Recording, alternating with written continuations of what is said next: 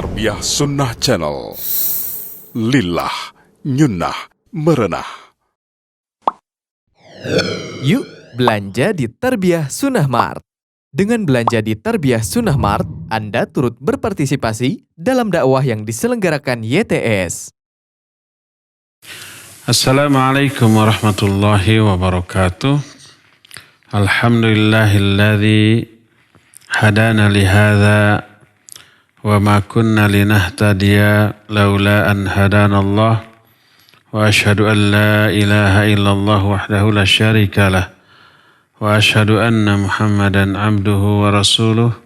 Ya ayyuhalladzina amanu taqullaha haqqa tuqatih wa la tamutunna illa wa antum muslimun wa ba'd. Alhamdulillah kita kembali berjumpa. Kemarin kita sudah membahas tentang adab-adab berdoa.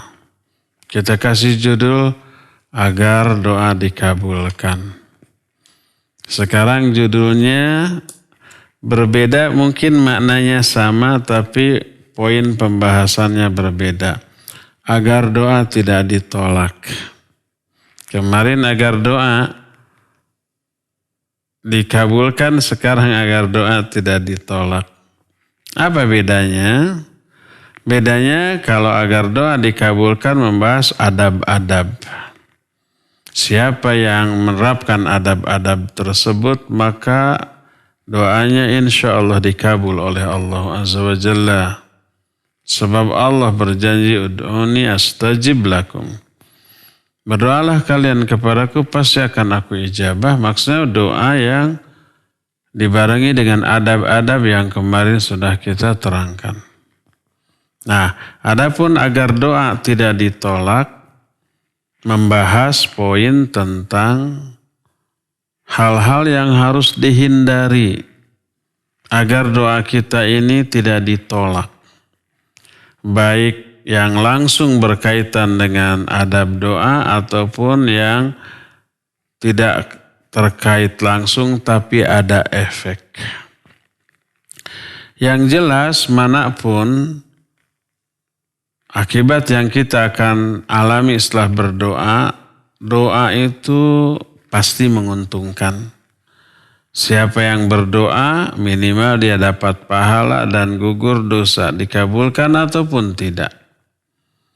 Kalau toh tidak dikabulkan pasti ada kompensasi lain yang sebanding dengan pengabulan doa tersebut, kadang lebih berharga daripada dikabulkannya doa tersebut. Sebagaimana diterangkan dalam salah satu hadis. Hadis ini riwayat Imam Ahmad dalam kitab Musnadnya dengan sanad yang hasan. Berkata Rasulullah sallallahu alaihi wa alihi wasallam, "Ma min muslimin yad'u bida'watin laisa fiha ithmun wala qati'atur rahim illa a'tahu Allahu biha ihdath thalath." Tidak ada seorang pun muslim yang berdoa dengan satu doa yang di dalam doa itu tidak mengandung dosa, tidak mengandung memutuskan silaturahmi. Tidak ada seorang pun muslim yang berdoa kecuali Allah akan berikan kepada orang itu salah satu di antara tiga alternatif. Pertama, imma an tu'ajjala lahu da'watuhu. Pertama, disegerakan dikabulkannya doa itu. Maksudnya disegerakan itu dikabulkan di dunia ini juga. Mungkin waktunya tidak spontan saat itu. Saat itu berdoa mungkin dikabulkannya saat itu juga. Mungkin besok, mungkin lusa, mungkin seminggu lagi, mungkin 2 minggu lagi, sebulan, 2 bulan, setahun, 2 tahun. Pokoknya masih dikabulkan di dunia. Seperti yang sudah disinggung kemarin, Allah akan mengabulkan doa di saat yang paling tepat untuk orang itu. Di saat yang paling maslahat bagi orang itu. Kalau segera sekarang tidak maslahat, bahkan madarat, tidak sekarang ditunda esok lusa. Ini alternatif pertama, dikabulkan di dunia. Kedua, wa imma ayyudakhiraha lahu fil akhirah. Kedua, disimpan, ditabung bagi orang itu di akhirat. Dan ini jauh lebih berharga karena akhirat abadi. Wal baqiyatu sholihah khairun indallahi thawaba wa khairun amala. Dan keabadian amal soleh, salah satu amal soleh adalah doa. Itu lebih baik pahalanya di sisi Allah dan lebih baik harapannya. Ini yang kedua. Ketiga, wa imma ayyusarrafa anhu minas su'i mithliha. Atau akan dipalingkan dari orang itu keburukan yang sebanding dengan isi doa tersebut. Pokoknya salah satu di antara tiga ini pastilah akan diberikan kepada orang yang berdoa.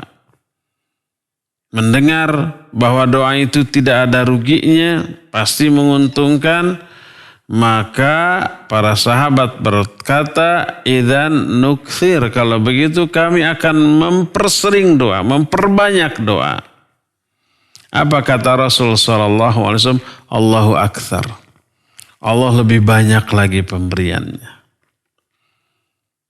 Inilah yang bisa teralami oleh orang yang berdoa. Salah satu di antara tiga. Ya, makanya berdoalah sesering yang kita mau, sesering yang kita bisa.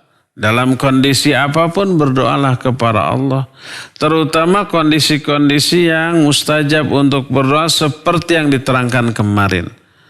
Saat-saat terbaik untuk berdoa, saat-saat yang diijabah untuk berdoa, momen-momen yang terbagus untuk berdoa kemarin sudah diterangkan.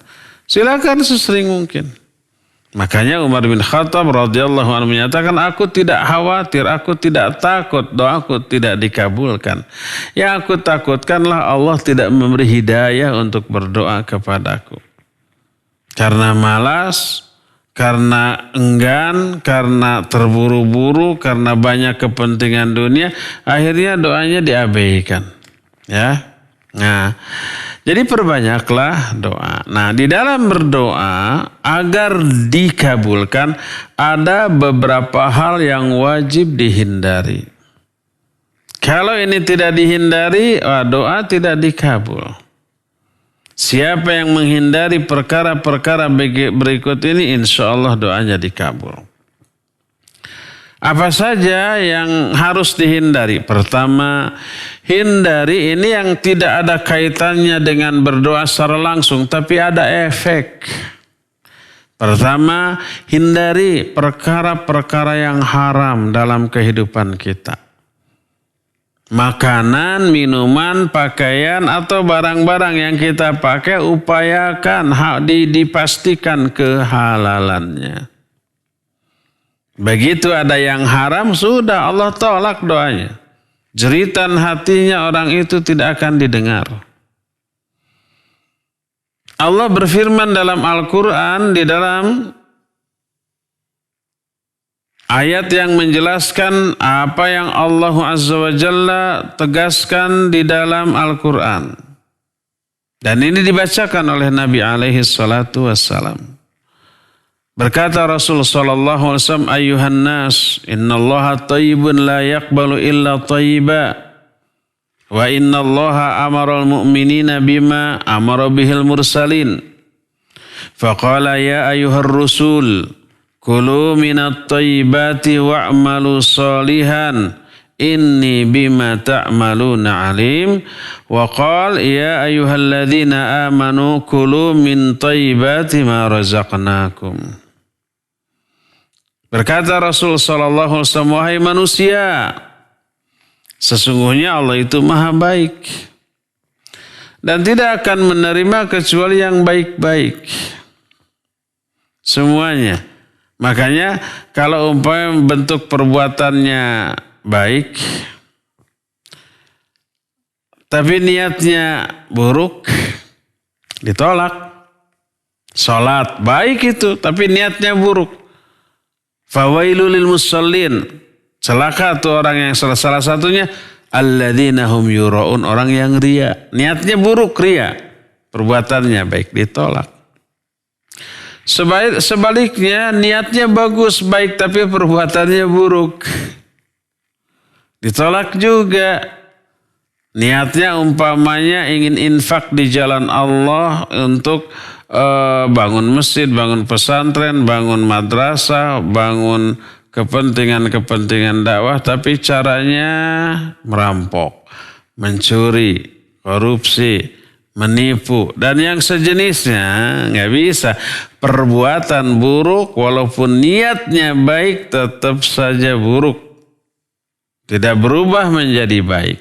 Ya, sebaliknya perbuatan baik bisa menjadi buruk kalau niatnya buruk, sehingga terancam dengan azab. Sholat begitu agung terancam diazab, fawailul musallin, kalau niatnya ria. Ya, makanya kalau kebaikan harus murni, semuanya baik, niatnya baik, caranya baik, tujuannya juga baik.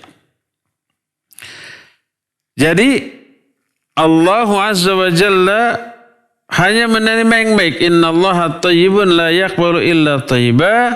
Dan sesungguhnya Allah memerintahkan orang-orang mukmin dengan isi perintah yang sama dengan perintah kepada para rasul.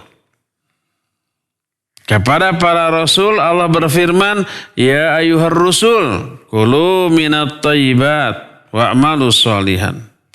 Hai para rasul, makanlah olehmu makanan-makanan yang baik-baik, yang halal, dan beramal solehlah. Aku maha mengetahui apa saja yang kalian lakukan. Ini seruan Allah, perintah Allah kepada rasul, para rasul, bukan hanya satu, semua rasul, agar makan dari yang halal, yang baik. Allah pun berfirman kepada orang-orang beriman, ya ayyuhalladzina amanu kulu min thayyibati ma razaqnakum. Hai orang-orang yang beriman, makanlah dari makanan-makanan yang baik dari yang kami rizkikan kepada kalian, yang halal.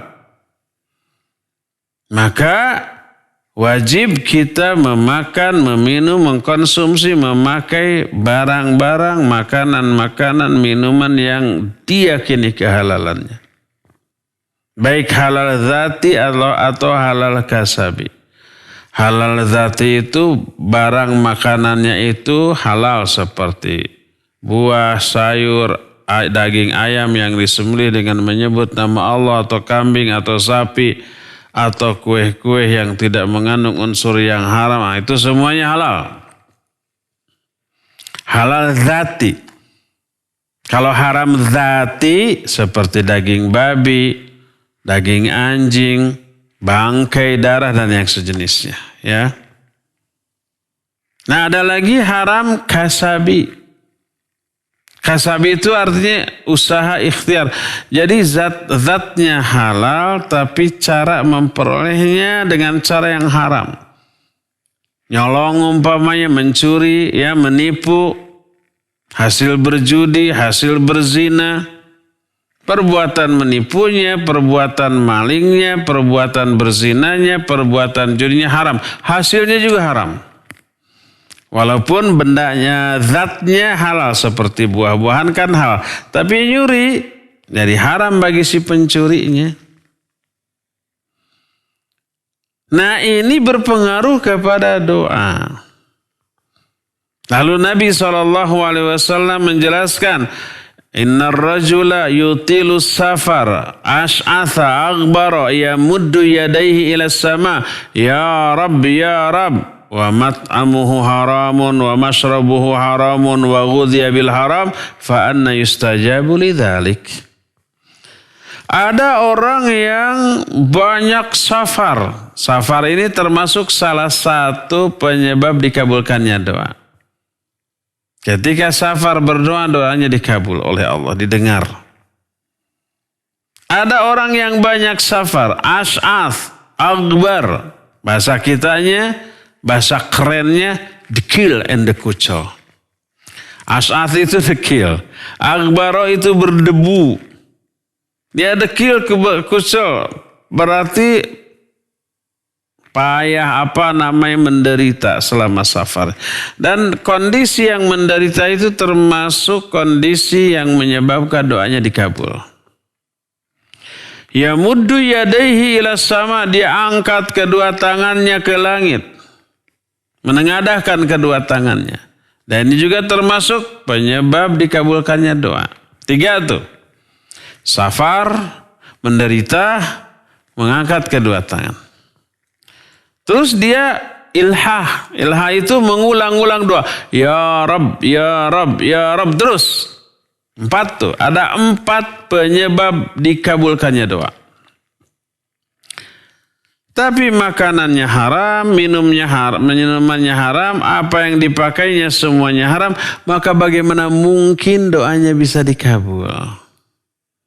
Walaupun ada 4 faktor penyebab dikabulkannya doa. Tapi semua 4 itu terhapus oleh barang haram yang kita makan, kita minum, kita pakai, kita manfaatkan. Ini penghalang dikabulkannya doa. Ini yang pertama yang wajib dijauhi, ya, yang wajib dihindari. Hindari hal-hal yang haram. Jangan sampai ada yang haram yang masuk ke dalam tubuh kita atau yang kita pergunakan. Yakinkan bahwa semuanya halal. Ini pertama. Kedua, jangan minta disegerakan azab yang tadinya Allah akan berikan kepada kita di akhirat. Seperti umpamanya kita melakukan dosa besar, wah kayaknya kita diazab nih. Para azab di akhirat, aduh dahsyat. Lalu daripada di akhirat mending di dunia. Lalu berdoa, ya Allah, hukum saja saya di dunia, jangan di akhirat. Agar dengan hukuman di dunia ini dosa saya terhapus dan di akhirat selamat. Gak boleh seperti itu. Mungkin gak dikabul? Sangat mungkin. Dan kalau azab itu Allah turunkan di dunia, payahnya bukan main. Dahsyat. Sebagaimana diterangkan oleh Anas radhiyallahu anna Rasul sallallahu alaihi wasallam ada rajulan minal muslimin qad khafata fasara mithlul farkh. Faqala lahu Rasul sallallahu alaihi wasallam, hal kunta tad'u bi syai'in aw tas'aluhu iyyah? Qala na'am. Kuntu aqul Allahumma ma kunta mu'aqibi bihi fil akhirah fa'ajilhu li fid dunya. Faqala Rasul sallallahu alaihi wasallam, subhanallah, la tutiquhu aw la tastati'u. Afala qulta Allahumma atina fid dunya hasanah fil akhirati hasanah wa qina adzabannar. Fada'a Allah lahu fasyafah. Suatu saat Rasul sallallahu alaihi wasallam melayat seorang laki-laki dari kaum muslimin yang sedang sakit.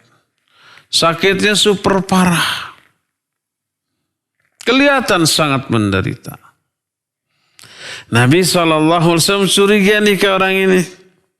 Lalu bertanya, apakah kamu berdoa sesuatu atau meminta sesuatu enggak kepada Allah sebelum sakit ini? Dia bilang, ya.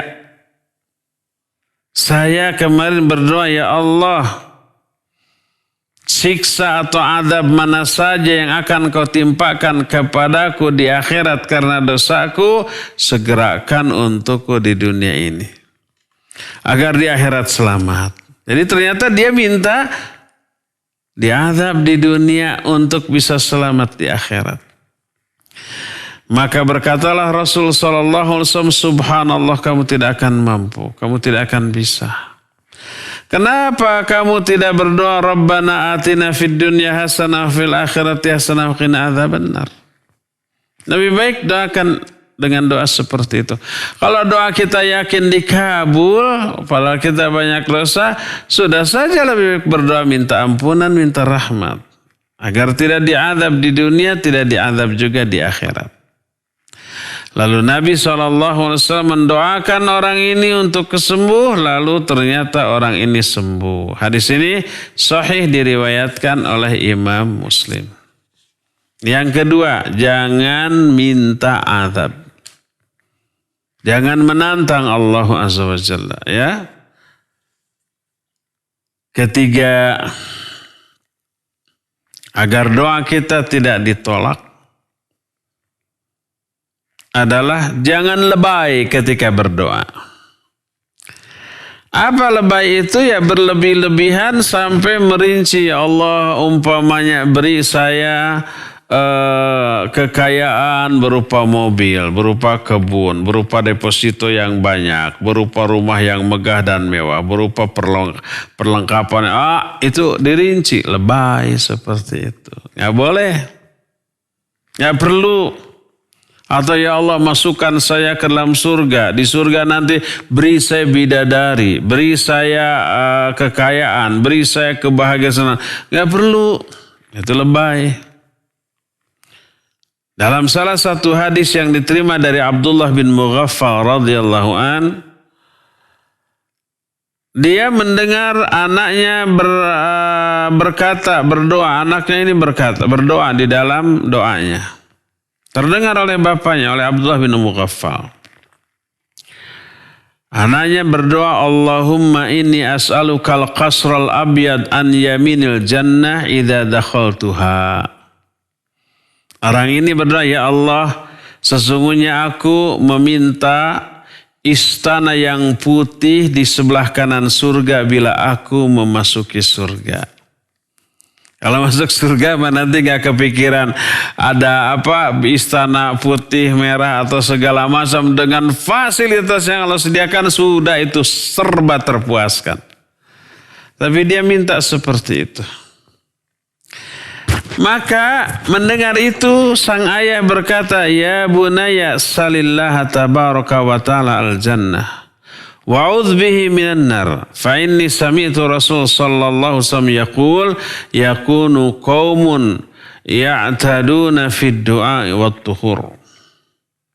Wahai anakku, mintalah kepada Allah tabaraka wa taala surga dan berlindunglah kepada Allah dari neraka. Cukup. Kalau masuk surga apapun sudah akan kita rasakan, nikmati, ya.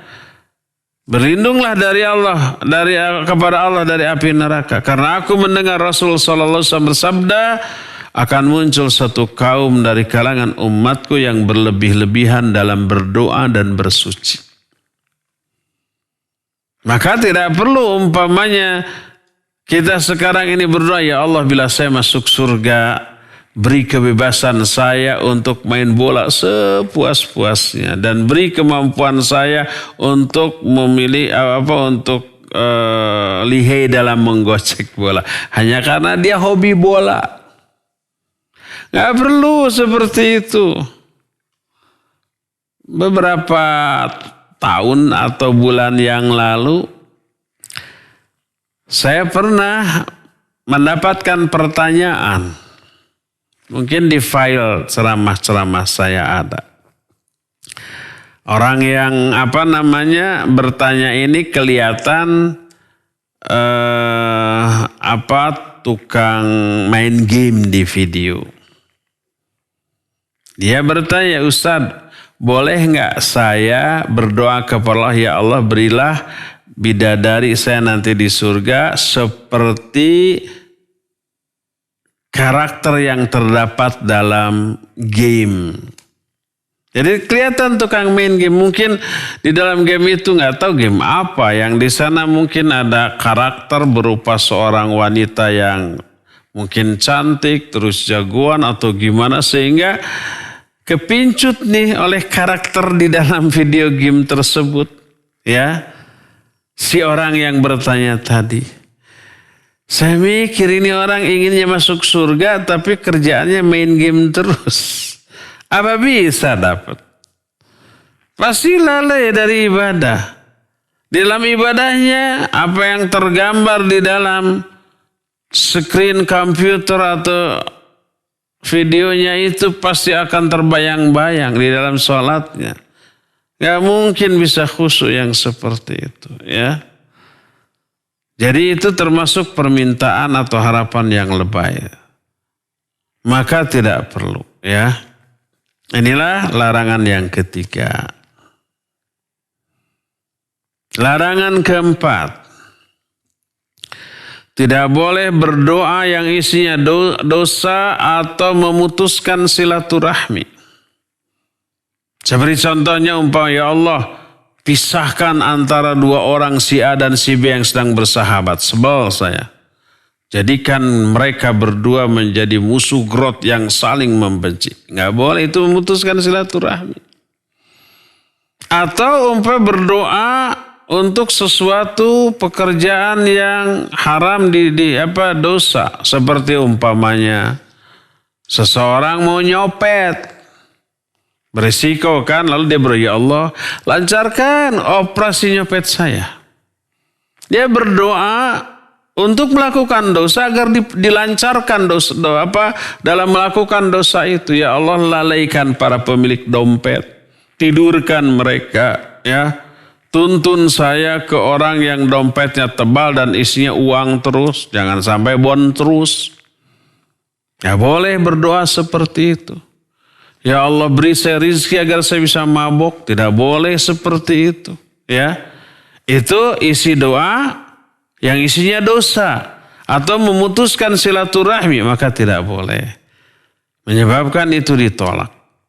Bersabda Rasul sallallahu alaihi wasallam, la yazalu yustajabu lil abdi ma lam yad'u bi itsmin aw qati'ati rahim ma lam yasta'jil.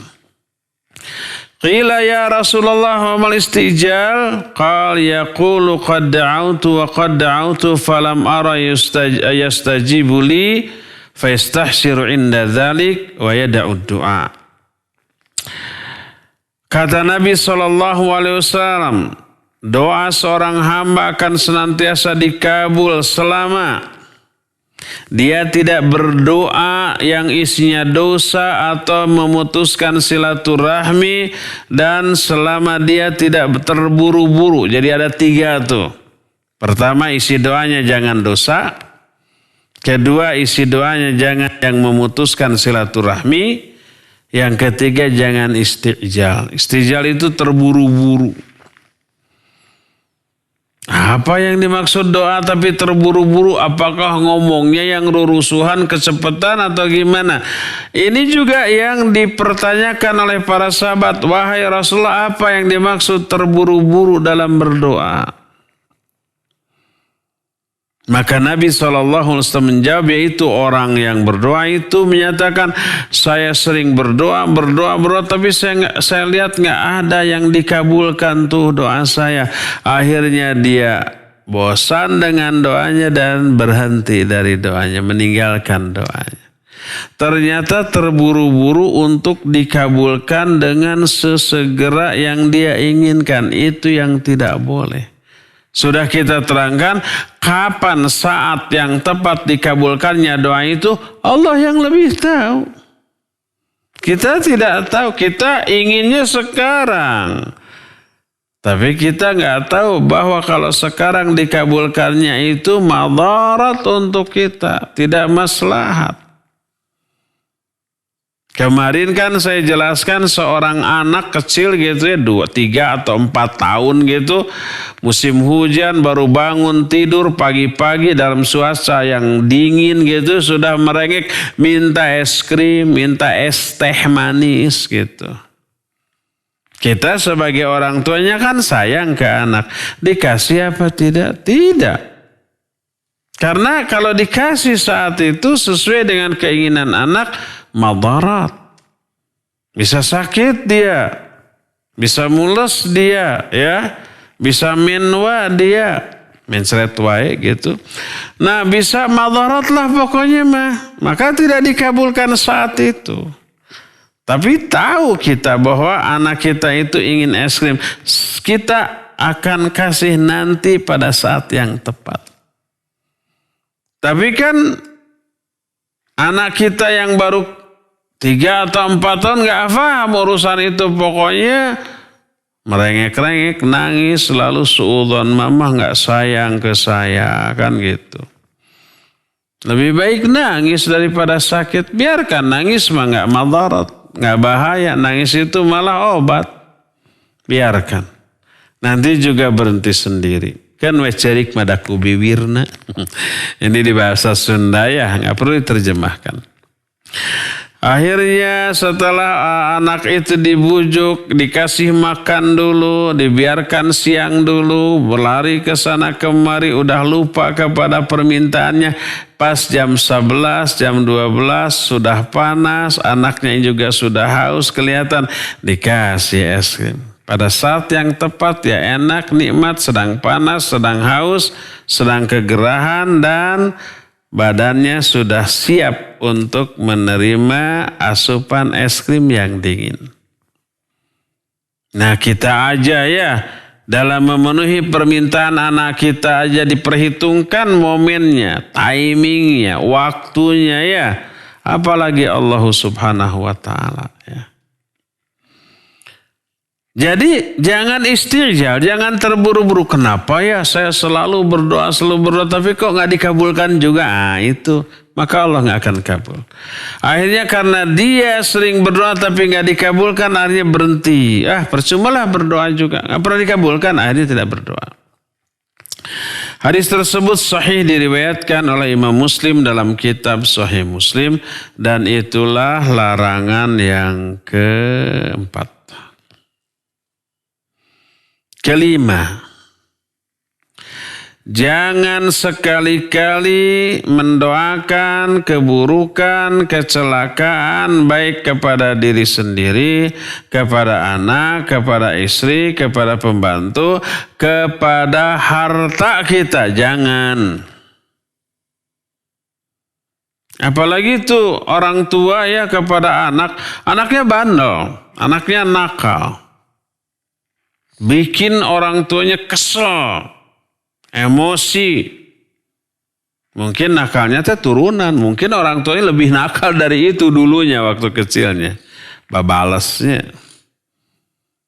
Emang yang menyebabkan si anak jadi nakal itu siapa? Ya, tetangga. Ya orang tuanya karena lalai. Mengabaikan pengawasan dan pendidikan kepada anak. Karena keselnya, saking keselnya lalu mendoakan keburukan kepada anak. Nggak boleh. Ya, jangan seperti itu. Nanti kena loh, setelah kena nyesel. Kadang-kadang nih, kenanya itu setelah anak jadi baik. Ketika usia SD atau SMP, aduh nakalnya dari mulai tisuk jedur nepikan ka sore jeder gitunya. Itu gak pernah ada di rumah, main, gak makan, gak mandi, gak pernah ke rumah, gak sholat, segala macam dicari entah kemana. Menjelang maghrib baru pulang. Kesel gak? Kesel umpamanya ya. Saking keselnya lalu mendoakan ya. Mendoakan keburukan. Kamu tuh kalau gede tuh mau apa? Mau jadi gelandangan? Kamu itu nanti kalau jeda itu mau jadi pengangguran apa? Mau jadi preman apa? Nanti kena loh. Ya. Atau anak ini sudah sering kali dilarang jangan main keluar. Main lagi. Jangan main keluar. Diam di rumah. Belajar. Main lagi. Lalu doakan. Sekali lagi kamu melangkah keluar. Patah tuh kakimu. Didoakan itu. Kadang-kadang dikabulkannya tidak saat itu. Setelah SMA anak ini menjadi baik. Atau apalagi setelah mahasiswa dia menjadi baik.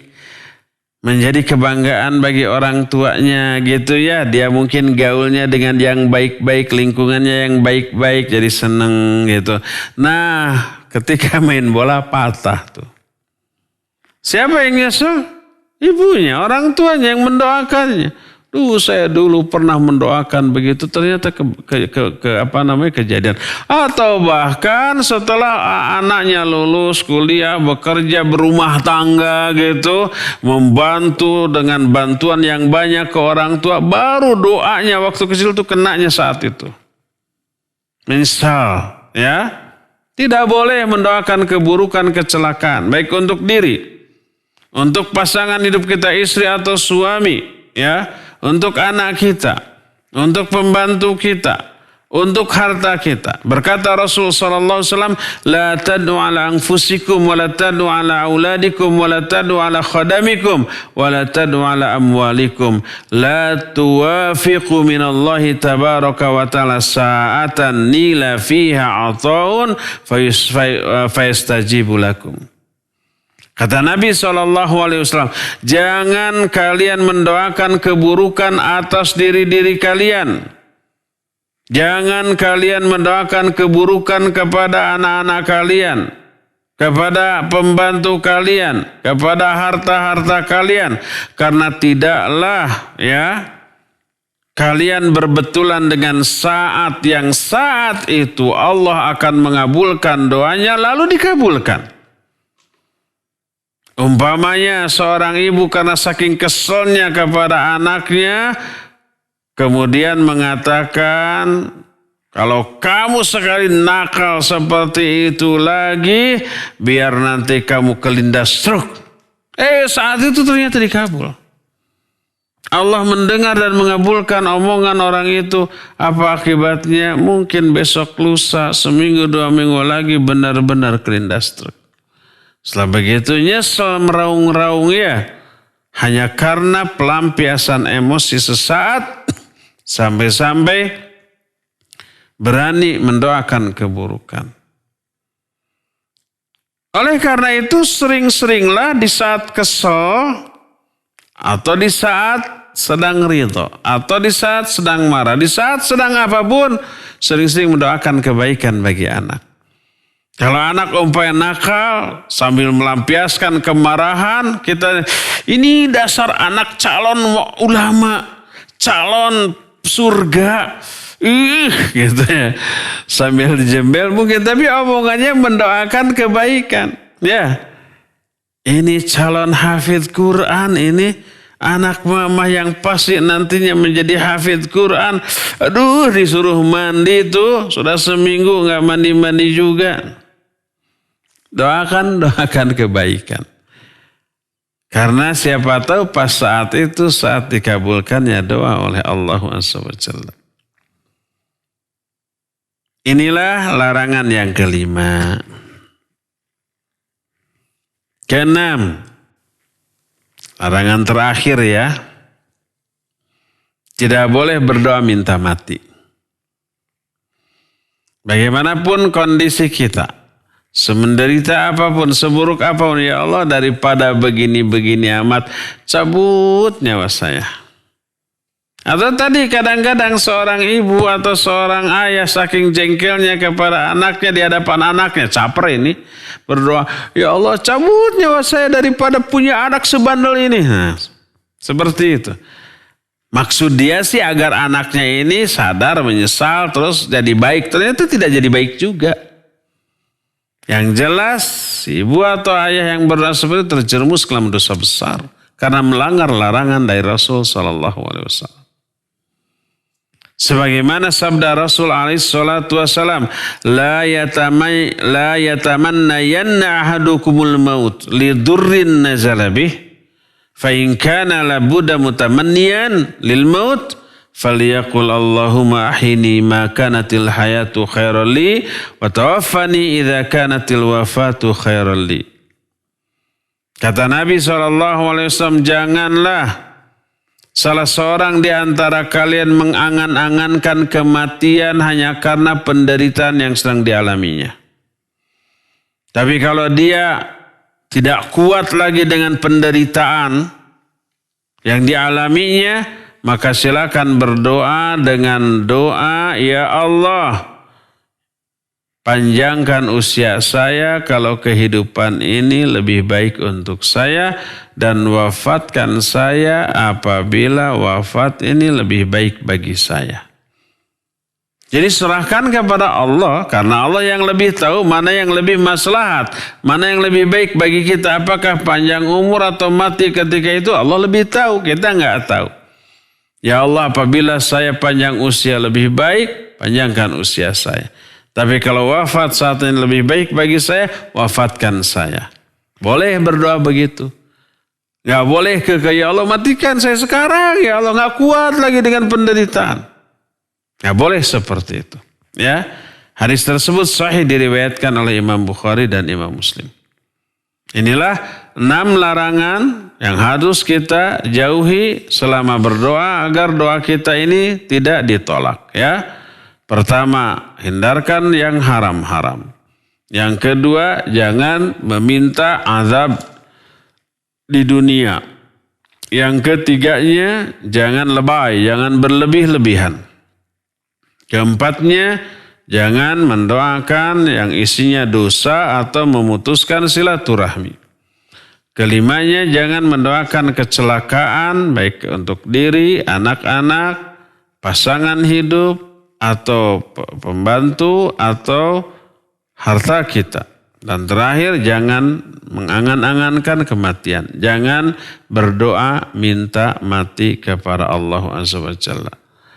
Kalau ke-6 poin ini ditolak, maka insya Allah doa kita ditolak. Kalau ke-6 poin ini dihindarkan, doa kita insya Allah akan diterima, dikabulkan, dan tidak akan ditolak oleh Allah Subhanahu wa Ta'ala.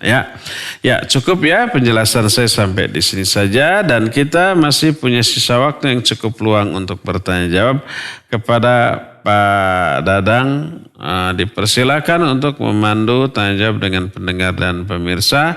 Wassallallahu ala nabiyina Muhammadin wa ala alihi wasallam. Mangga. Alhamdulillah. Pemirsa, baru saja kita simak bersama sesi materi dari Ustadz Abu Haidar Asnandawi. Sekarang kita memasuki sesi tanya jawab. Silakan bergabung di line telepon 0228686267 atau di WA SMS di 0811-227-1476. Telepon dulu. Halo, udah masuk? Siapa di mana? Waalaikumsalam warahmatullahi. Ya, siapa di mana Pak? Sekarang dengan Abdi di Margasi, Ustaz. Di Margasi. Silakan Pak. Mau tanya tentang bagaimana itu lafaz hadisnya yang larangan wanita terlalu banyak ziarah kubur itu Ustaz. Iya. Kemudian sehingga bagaimana itu lafaznya dan sehingga terjemahnya jadi kepada wanita itu tanya gitu gimana itu. Mohon penjelasannya Ustaz. Barakallah. Ya, waalaikumsalam warahmatullahi. Ya, wa fika barakallah. Lafaz hadis larangan para wanita banyak ziarah kubur, ya. Lafaznya bukan larangan tapi laknat, ya. La'anallahu zawwaratil kubur. Semoga Allah melaknat zawwaratil kubur. Zawwarat berasal dari kata zaro, yazuru, artinya ziarah. Orang yang ziarah disebut zair. Kalau wanita zairah. Kalau ziarahnya sekali dua kali. Kalau ziarahnya terus-terusan sering disebut zawar. Kalau laki-laki, kalau wanita zawarah. Jamaknya zawarat. Jadi la'anallahu zawwaratil kubur. Semoga Allah melaknat zawwaratil kubur. Wanita-wanita yang banyak melakukan ziarah kubur. Itu lafadznya ya. Apa maknanya? Maknanya ada dua. Pertama, mimbabil ikhbar. Hadis ini dalam rangka memberitahukan, menginformasikan bahwa Allah melaknat para wanita yang banyak ziarah kubur. Mana kedua, doa. Semoga Allah melaknat orang-orang, wanita-wanita yang banyak melakukan ziarah kubur. Mana sih yang lebih pasti? Apakah doa atau informasi? Tentu saja informasi. Kalau informasi memberitahukan sesuatu yang sudah pasti bahwa Allah pasti melaknat wanita-wanita yang banyak berziarah kubur. Kalau doa hanya doa dari Rasul SAW, semoga Allah melaknat. Mungkin dikabul, sangat besar dikabul, tapi mungkin juga tidak dikabul. Seperti yang pernah saya kemukakan, Nabi SAW pernah melaknat orang-orang tertentu dalam sholatnya, tapi ternyata orang yang dilaknat itu masuk Islam. Tapi secara umum doa Nabi SAW dikabul oleh Allah Azza wa Jalla. Ya, demikian Pak. Wallahu a'lam bishawab. Silakan lagi. Alhamdulillah, terima Ada kasih lagi? Ustaz. Ada lagi telepon masuk. Silakan, di mana? Siapa di mana? Halo. Assalamualaikum Ustaz. Waalaikumsalam warahmatullah. Dari Ijal di Pajajaran. Ijal di Pajajaran. Silakan. Ini, bertanya Ustaz, kalau memulai doa kan suka ada Alhamdulillahirabbil alamin hamda yu'afi ni'amahu wa yukafi majidah. Apakah dengan itu Ustaz? Apa boleh dimulai dengan itu? Terus dan satu lagi Ustaz, pas sujud dalam sholat, apakah boleh terus menerus berdoa dengan doa yang sama? Misal di sujud pertama doa A, sujud kedua doa B, doa C, terus menerus diulang-ulang seperti itu, atau harus digonta-ganti Ustaz? Terima kasih Ustaz. Assalamualaikum warahmatullahi wabarakatuh. Waalaikumsalam warahmatullahi wabarakatuh. Iya. Ijal ya. Di Pajajaran, barakallahu fiik. Pembuka doa yang tadi itu isinya bagus, tapi bukan dari Rasul sallallahu alaihi wasallam, tidak didasarkan kepada hadis. Tapi tidak terlarang membuka doa dengan lafaz seperti yang tadi disebutkan ya. Dan itu adalah lafaz yang banyak diucapkan oleh para pendoa. Oleh para pendoa ketika memimpin doa selalu memulai dengan kalimat tersebut. Tidak terlarang.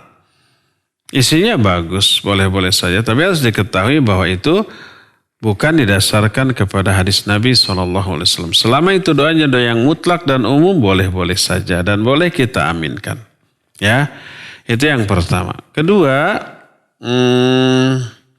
kalau di dalam sujud kita doanya fix itu terus. Boleh apa tidak? Tidak terlarang, boleh saja. Ya, karena tidak ada larangan untuk berdoa secara fix setiap momen sujud. Boleh-boleh saja ya. Ketika umpamanya sujud pertama kita mendoakan setelah subhana rabbiyal a'la mendoakan orang tua yang sudah meninggal. Sujud kedua mendoakan istri atau suami kita. Sujud ketiga setelah subhana rabbiyal a'la mendoakan anak kita yang sulung. Sujud keempat mendoakan anak nomor 2 begitu. Dan rutin setiap sholat boleh. Gak masalah ya, dibolehkan. Wallahu a'lam. Jawabannya ada telepon masuk lagi. Silakan. Guys. Assalamualaikum warahmatullahi wabarakatuh. Waalaikumsalam warahmatullahi wabarakatuh. Ini dengan Pak Alamsyah Ustaz. Ahlan Pak Alamsyah. Silakan. Ya. Semoga Allah melindungi dan menjaga Ustaz sekeluarga dan Amin. semua Amin. yang mendengarkan ini. Ustaz, saya mau bertanya mengenai berdoa. Misalnya kita mau minta ampun dan bertobat atas dosa-dosa kita. Apakah kita perlu memperinci dosa-dosa yang kita ingat atau cukup secara umum, Ustaz? Ya, demikian, Ustaz. Assalamualaikum warahmatullahi wabarakatuh. Waalaikumsalam warahmatullahi wabarakatuh. Iya. Boleh kita berdoa minta ampunan terhadap dosa secara umum, boleh. Boleh juga kita merinci jenis-jenis dosa-dosa besar yang pernah kita lakukan yang kita amat sangat takut terhadap azab atas dosa tersebut. Ya, boleh juga ya, dan yang rinci lebih utama daripada yang umum. Karena di sana ada takkid, ada penekanan terhadap dosa yang kita ingin dosa itulah yang dihapus ya. Dua-duanya boleh secara umum, boleh juga rinci, boleh juga dua-duanya disebut minta ampunan secara umum, lalu setelah itu minta ampunan secara rinci dari dosa-dosa tertentu ya. Wallahu a'lam. Ustaz, jawabannya ada telepon masuk lagi. Ya, silakan lagi. Halo. Siapa di mana? Udah masuk. Waalaikumsalam warahmatullahi wabarakatuh. Ya Pak, silakan. Ya, Assalamualaikum. Ini Cepi dari Kuningan, Ustaz. Mau bertanya. Siapa? Cepi. Cepi dari Haurang Bang? Dari Kuningan. Oh, dari Kuningan. Silakan. Ya. Gini, Ustaz. Apakah adik yang sudah meninggal dan ketika meninggalnya itu belum balik, apakah bisa memberikan syafaat kepada kakaknya gitu, Ustaz, selain kepada kedua orang tuanya? Iya. Ya mungkin itu aja pertanyaannya. Syukran. Afwan. Barakallahu fik. Ada anak meninggal belum balik. Kita sudah terangkan bahwa anaknya itu nanti akan menjadi syafaat bagi orang tuanya. Tabungan aja itu mah ya, celengan di akhirat bagi kedua orang tuanya. Anaknya itu nanti akan menunggu di pintu surga. Ya. Hadisnya banyak tentang hal ini. Salah satu, walaupun anaknya cuma satu, ya, laki-laki atau perempuan, apalagi perempuan. Walaupun laki-laki satu. Sebagaimana hadis ketika Nabi SAW sedang ngariung, ya, kata bahasa Kuningan nama, dengan para sahabat. Tiba-tiba di belakang punggung sahabat itu ada nongol, ada anak kecil. Oleh ayahnya diambil, dipangku, dicium, kemudian didudukkan di pangkuannya. Ditatap, diusap. Kayak yang cinta, emang cinta ya, sayang. Nabi SAW bertanya, hal tuhibbu, apakah engkau mencintainya, mencintai anakmu? Orang itu menjawab, ya Rasulullah, ahabbakallah kama ahbabtuhu. Wahai Rasulullah, semoga Allah mencintai engkau sebagaimana aku mencintai anak ini. Artinya sangat cinta ya. Nah itulah. Esoknya seperti biasa pada ngumpul, sahabat itu nggak ada. Yang bawa anak kemarin tuh nggak ada. Ditanya, mana si fulan? Sahabat-sahabat itu menjawab, ya Rasulullah, anak yang engkau lihat kemarin, yang dipangku, dicintai oleh ayahnya itu meninggal.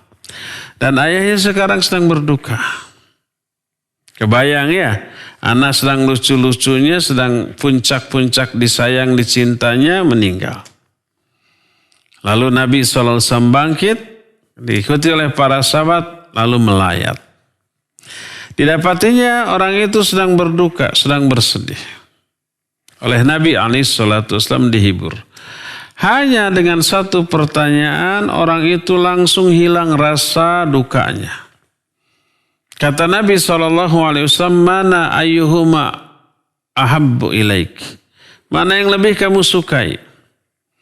Anakmu terus hidup panjang umur dan engkau bisa bersenda gurau dengannya sepanjang waktu, atau anakmu pergi meninggalkanmu terlebih dahulu dan dia menunggumu di pintu surga?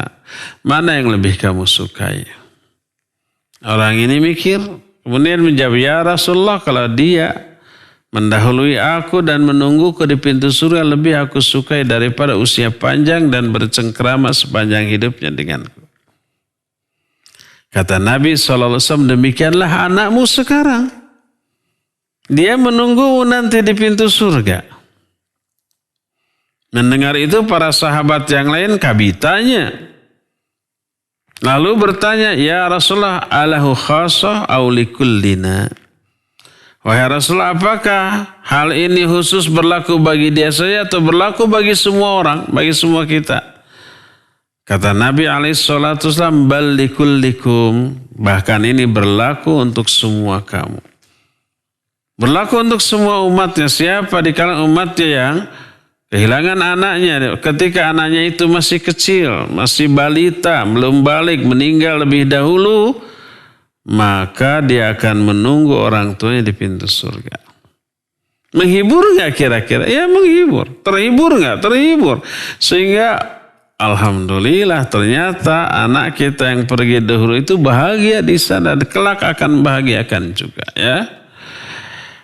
Itu. Nah sekarang pertanyaannya, apakah juga bisa memberikan syafaat kepada kakaknya? Wallahu alam, tidak ada keterangan tentang hal itu ya. Adapun terhadap orang tuanya, iya ya.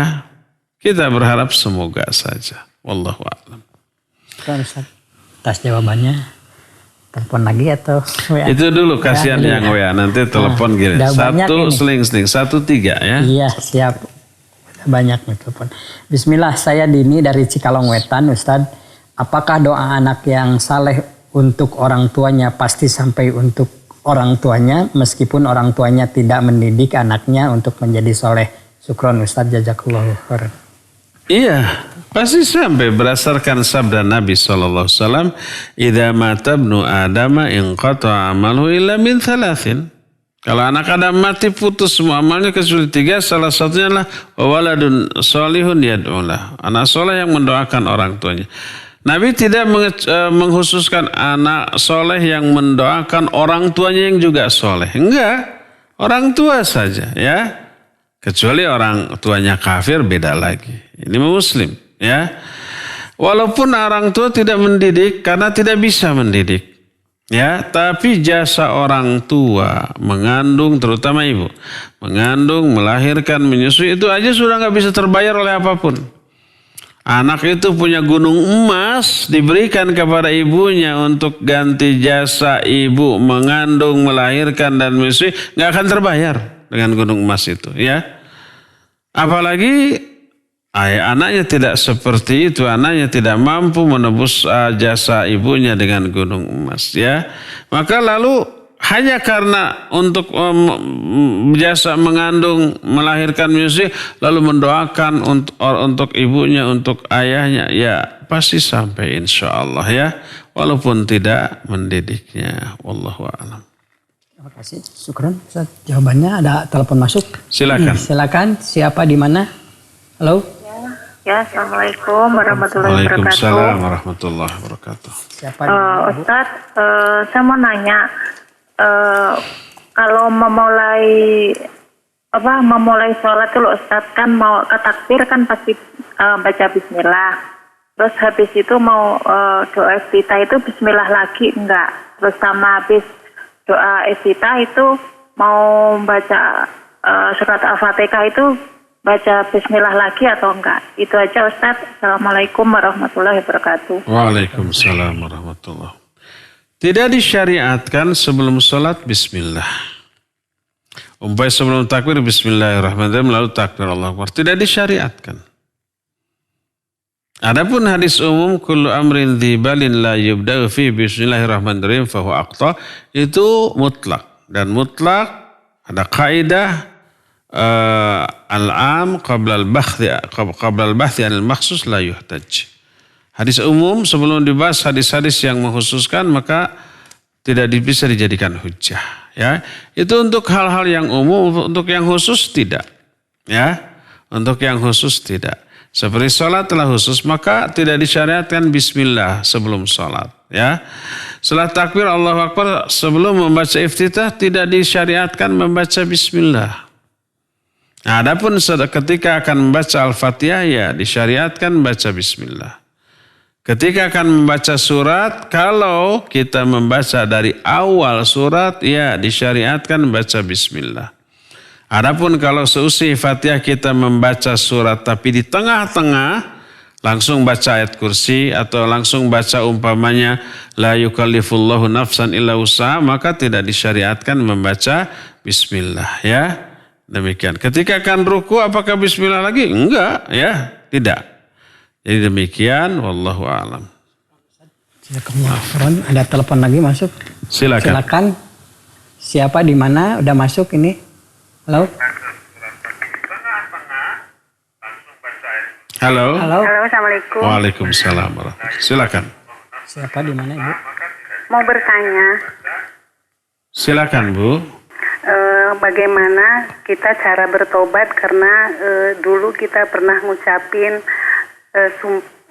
karena kesel ke anak dengan kata-kata yang tidak baik lah gitu. Gimana cara kita bertobat? Terus yang keduanya, saya dulu waktu masih kecil anak yatim. Terus tetangga-tetangga banyak yang dolim gitu, termasuk ibu saya yang janda. Terus mereka menghina dan mendolimi ibu saya. Setelah ibu saya meninggal, saya sering bersedekah ke tetangga. Terus setiap kurban juga saya selalu kurban ke tetangga. Alasan saya ini amanah orang tua, padahal orang tua saya nggak pernah ngamanahi Cuma saya pengen gini aja, biar orang itu tahu dulu gitu, anak-anak yatim yang dulu mereka jolimi, terus sekarang baik mengingat mereka gitu. Jadi saya selalu ini sedekah dulu, ini amanah dari orang tua. Jadi saya setiap tahun harus kurban ke sini gitu. Kok banyak yang bertanya, duh katanya alhamdulillah, iya ini amanah dari mama gitu. Padahal sebetulnya bukan amanah gitu. Cuma saya karena saking sakit hatinya, karena waktu kecil ibu dan saya sering dijolimi sama mereka gitu, termasuk adik-adik saya gitu.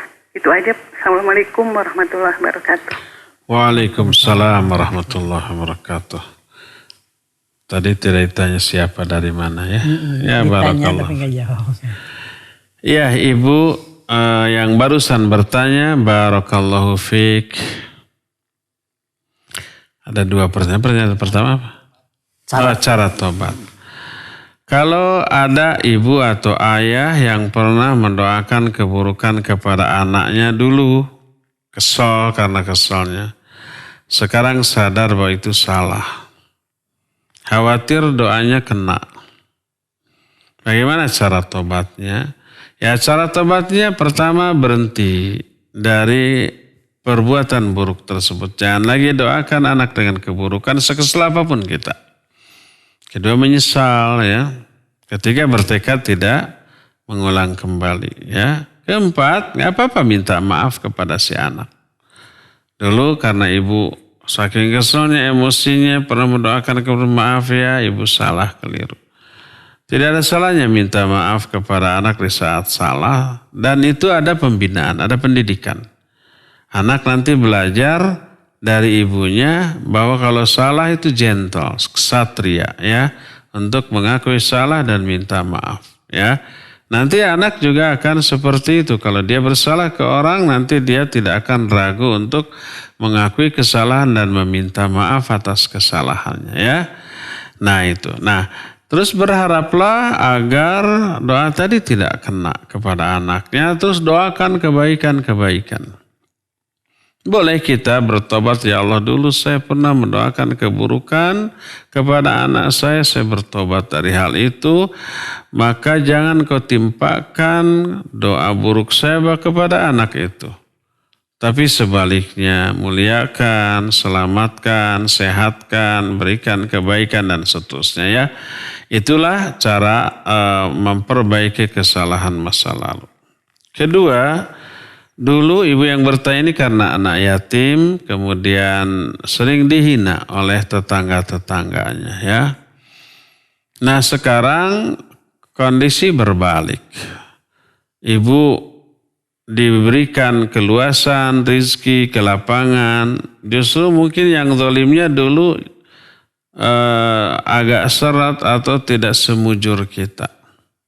Lalu kita balas kezaliman mereka dahulu itu dengan kebaikan. Infak, sedekah, kurban. Itu bagus Bu ya. Membalas keburukan dengan kebaikan. Allah berfirman, idfa billati hiya ahsan. Balaslah keburukan dengan kebaikan. Itu perintah Allah Azza wa Jalla ya. Lupakan kesalahan orang kepada kita. Jangan diingat-ingat sehingga tidak terbakar api dendam dalam diri kita ya. Jadi bagus teruskan saja perbuatan baik tersebut kepada orang-orang yang dahulu pernah menzaliminya. Mungkin mereka juga malu sendiri dan sudah tobat. Dulu anak yatim yang sering dibuli sekarang malah berbuat baik kepada kita ya.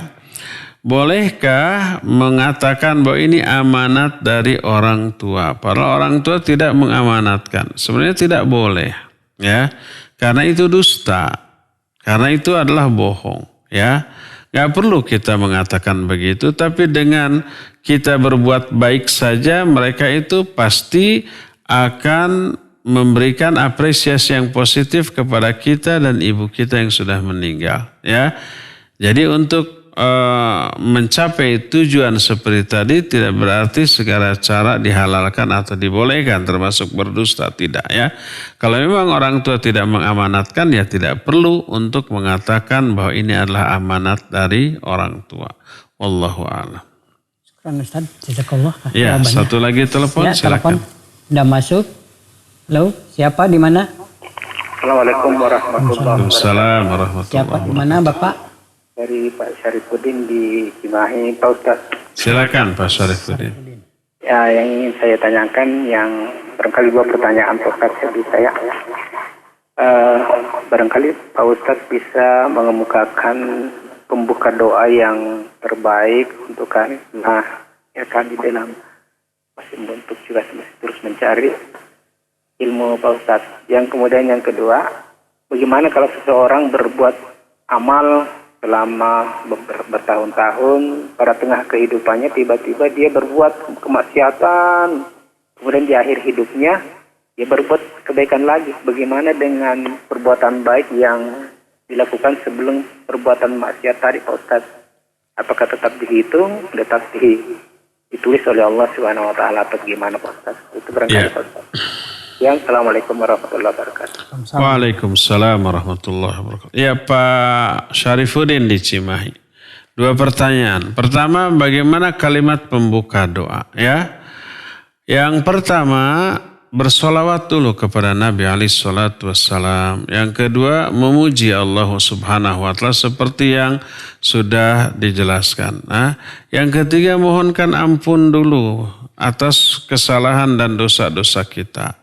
Ya, bisa seperti yang sering kita dengar para khatib, ya, di awal doanya Allahumma ighfir lil mu'minina wal mu'minat wal muslimina wal muslimat al ahya'i minhum wal amwat. Karena itulah memang doa Rasul sallallahu alaihi wasallam ketika khutbah. Terus kita meminta ampun, mengakui dosa. Rabbana zalamna anfusana wa illam taghfir lana wa tarhamna lanakunanna minal khasirin. Dari ayat-ayat itu lebih bagus. Rabbana ighfir lana wa li ikhwanina alladhina sabaquna bil iman wa la taj'al fi qulubina ghillan lil ladzina amanu Rabbana innaka raufur rahim. Ada satu doa yang diajarkan oleh Nabi SAW kepada Abu Bakar dan oleh para ulama, dianggap sebagai doa tasyahud akhir. Itu bagus. Allahumma inni zalamtu nafsi zulman katsira wa la yaghfiru dzunuba illa ant faghfirli maghfiratan min indik innaka antal ghafurur rahim. Ya Allah, sungguhnya aku telah zalim kepada diriku dengan sebanyak-banyak kezaliman. Zalamtu nafsi zulman katsira wa la yaghfiru dzunuba illa ant. Dan tidak ada yang bisa mengampuni dosa tersebut kecuali Engkau. Faghfirli maghfiratan min indik. Maka ampuni aku dengan ampunan yang langsung bersumber dari dirimu. Dan seterusnya itu bagus, ya. Jadi minta ampun dulu, akui dulu kesalahan, setelah bersalawat kepada Nabi, setelah memuji Allah, barulah kemudian kita minta doa yang kita kehendaki, ya. Ini yang pertama. Kedua, kalau ada orang waktu pemuda rajin ibadah, rajin beramal soleh. Waktu kuliah tahajud, dia tidak pernah lewat Senin, Kamis, saum, selalu ya ngaji dimanapun ada dikejar. Pokoknya rajin ibadah lah ya. Al-Quran banyak dihafal ya. Sebulan tamat, sehari sejuz. Itu selalu rutin. Selesai kuliah dia kerja. Pola hidup berbeda ya. Ketika kuliah dengan setelah kerja ya. Setelah kerja gaji gede, nah baru berbeda tuh. Berubah pola hidupnya, jadwal kegiatannya, akhirnya apa yang terjadi? Yang tadinya selalu 1 juz selesai, sekarang mah jangankan selesai 1 bulan, setahun juga belum tentu 1 juz ya, jarang. Senin Kemisnya mulai jarang. Tahajudnya mulai jarang. Yakni sholat selalu di awal waktu berjamaah di masjid bersama imam, sekarang mah di kantor, telat dan seterusnya. Akhirnya tahajudnya luntur, akhirnya dia terjerumus ke dalam lingkungan yang buruk. Ya, akhirnya melalaikan ibadah, bergaul lagi secara bebas dan seterusnya. Ya, akhirnya dia apa? Terjerumus ke dalam dosa. Salat banyak diabaikan, belang betong lagi. Apalagi saum sunnah sudah tidak ada lagi. Baca Quran tidak, ngaji tidak.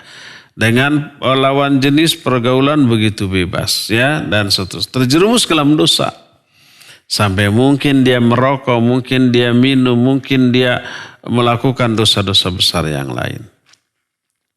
Apakah dosa-dosa besar ini menghapus amal-amal soleh dia dahulu? Tidak. Kecuali ada amalan-amalan penghapus amal buruk, penghapus amal baik. Contohnya apa? Ya seperti dia menceritakan sum'ah. Dulu saya muda, tahajud tidak pernah lewat Senin Kamis, kecuali dia ceritakan. Sum'ah itu saudara kembarnya ria, itu bisa saja terhapus ya. Atau nih ya, dia gibah, banyak gibah orang, zalim kepada orang. Akhirnya apa? Itu sama dengan transfer pahala dia kepada orang lain ya. Atau dia mulai meninggalkan Quran Sunnah memakai akal. Siapa orang yang ketika memahami perkara agama memakai akal, disisihkanlah Al-Quran, dibuanglah sunnah, maka pahala-pahalanya terhapus. Allah berfirman, la tarfa'u aswatakum fawqa sautin nabi wa la tajharu lahu bil qawli ka jahri ba'dikum li ba'din an tahbatu a'malukum wa antum la ta'lamun wa antum la tash'urun. Jangan kamu tinggikan suaramu di atas suara Nabi ya dalam hal berbicara, maka seperti kalian meninggikan suara di atas sebagian kalian yang lain, lalu amal-amal baik kalian terhapus tanpa kalian sadari ya. Jadi kalau dia melakukan amal-amal yang memang menjadi penghapus pahala ya bisa terhapus. Tapi kalau tidak maka pahala amal soleh dahulu tidak terhapus ya. Nah nanti kemudian menjelang tua setelah di atas 50 tahun kemudian dia mulai lagi ibadah, tobat. Apakah ini terhapus dosa-dosa? Tergantung. Kalau dia tobat dari dosa-dosa tersebut, dosanya terhapus dengan tobatan nasuha. Tapi kalau berhenti itu tidak tobat, berhenti itu tidak berarti tobat loh ya. Tobat itu harus selain berhenti ada penyesalan. Ada tekad tidak mengulang kembali ya, mengembalikan hak-hak orang yang pernah dizolimi dahulu ya. Tapi kalau hanya berhenti saja, tidak ada penyesalan, tidak bertekad untuk tidak mengulang, belum tentu tobat dia ya. Kalau dia berhenti dari semua perbuatan-perbuatan dosa, hanya berhenti berarti tidak tobat, maka dosa itu tidak terhapus. Tetap utuh, tetap tercatat. Tapi kalau dia tobat dengan memenuhi syarat-syarat tobat yang sering kita bahas, ya berhenti, menyesal, bertekad tidak mengulang kembali, ikhlas di dalam bertobatnya, dan seterusnya, maka insya Allah terhapus. Dan setelah tobat, dia berarti membuka lembaran catatan baru dari amal-amalnya. Ya. Dan kalau terus sampai akhir hayat dia berada di atas kebaikan, berarti matinya husnul khatimah ya. Demikian Pak Syarifuddin, wallahu alam bisawab. Terakhir ya, dari itu aja WA. Dari ini WA Ustaz. Assalamualaikum. Waalaikumsalam warahmatullahi. Dari hamba Allah, apakah termasuk berlebihan kalau berdoa, ya Allah sebelum engkau wafatkan hamba ingin bisa menyaksikan anak hamba dalam kondisi kuat dalam keimanan, juga kuat dalam hal berharta. Barakallahu fiik Ustaz, gimana? Tidak berlebihan, boleh saja mendoakan seperti itu ya. Tapi lebih utama mendoakan hidayah, kebaikan bagi anak-anak kita ya. Lebih utama mendoakan agar anak-anak kita kelak bersama-sama kita di surga Allah Subhanahu wa taala. Itu yang lebih utama. Sebab kejayaan, kesuksesan, keberhasilan, kebahagiaan yang hakiki hanyalah apabila seseorang sudah menginjakkan kakinya di surga. Tidak ada bandingannya ya. Adapun dunia itu sifatnya sementara. Ya, kesuksesan di dunia mungkin menjadi beban di akhirat karena akan dihisab. Sukses dari segi pendidikan, karir, kekayaan melimpah itu akan menjadi beban di akhirat karena akan dihisab ya. Demikian cukup sampai di sini saja. Insya Allah kita akan jumpa kembali besok di waktu dan gelombang yang sama. Mohon maaf tidak semua pertanyaan bisa terjawab karena terbatasnya waktu. Subhanakallahum bihamdik asyhadu an la ilaha illa anta astaghfiruka wa atubu ilaik walhamdulillahi rabbil alamin. Wassalamualaikum warahmatullahi wabarakatuh.